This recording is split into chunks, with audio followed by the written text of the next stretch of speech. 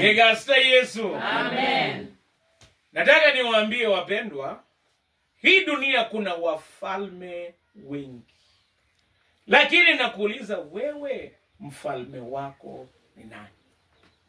Kwa hii dunia ambayo tunaishi, wakati mwingine kiburi ndio mfalme. Unajua WhatsApp wanapenda kuapa kwa ukoo yake.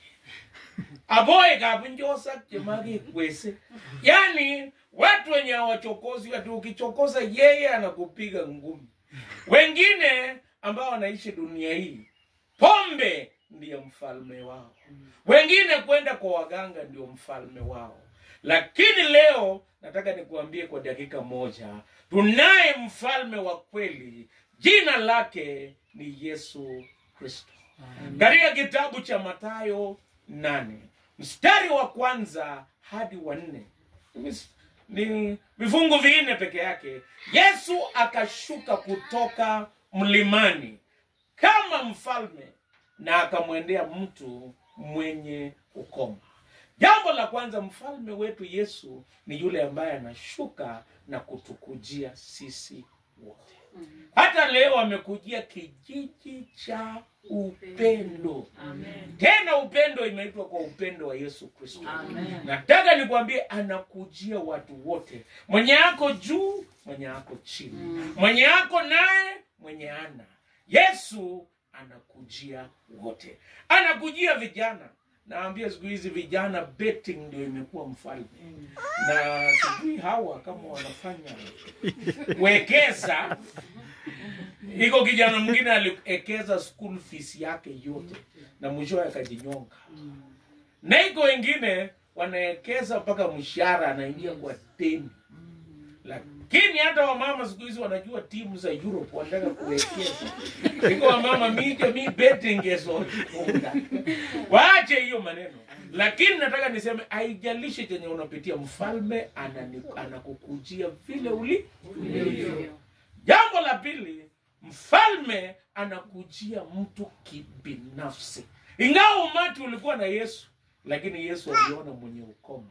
Hata hapa ingawa sisi ni kijiji cha upendo, lakini Yesu na ujumbe wake anakujia kila mtu kibinafsi. Anajua chenye unapitia na changamoto. Changamoto ya huyu mtu ni ukoma.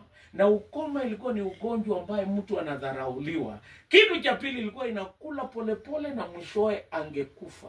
Na kitu cha tatu, ukoma haikujulikana inatiba. Na ungekutana na mtu mwenye ukoma, ungekuwa wewe hauna utakaso tena. Ungekuwa made unclean. Nataka nikwambie mfalme anakujia wale ambao wamedharauliwa, wale ambao wamekataliwa, wale ambao wamesumbuka, na leo anakukujia wewe. Jambo la tatu, huyu mtu aliomba Yesu, ukipenda unitakase. Mfalme anapenda kutuguza. Na leo amekuja tu, si kuja tu peke yake, amekuja kutuguza. Kwa roho yetu kama kuna kitu imekusumbua, amekuja kukuguza. Kama kwa maisha yako kuna kitu unahitaji ya kuguze, mwambie sasa. Na akikuguza, ukoma ikaondoka na huyo mtu maisha yake ikabadilika. Mwenye alikuwa amejitenga akarudi kwa watu. Hata leo naomba akuguze huyu mfalme. Na kama kuna kitu ilikuwa inakufanya ujitenge, ukuje tena kwa watu. Arejeshe mambo yako katika hali ya kawaida. Huyu mfalme ukikutana naye, haitabakia vile ilivyo. Itakuwa na mambo mageni. Naomba akuguze, akuondolee hofu. Na hata akuondolee kusumbuka na akurejeshe katika hali ya kawaida. Wacha mfalme akuguze. Mungu wa amani abariki kila mmoja wetu. Huyo mfalme awaguze. Na nataka tuombe. Kama unahitaji chochote akuguze, mwambie kwa roho yako. Na akikuguza atabadilisha hali yako. Na tuombe. Baba mwenye